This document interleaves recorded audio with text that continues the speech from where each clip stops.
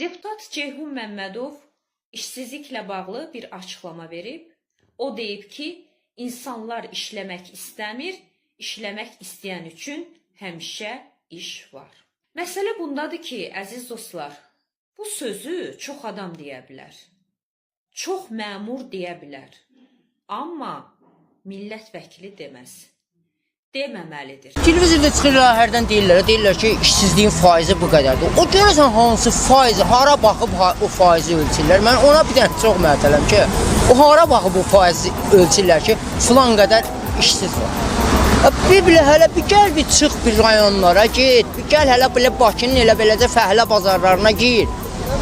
Say, gör hələ say nə qədərdir. Ondan sonra denən ki, bu qədər işsiz var.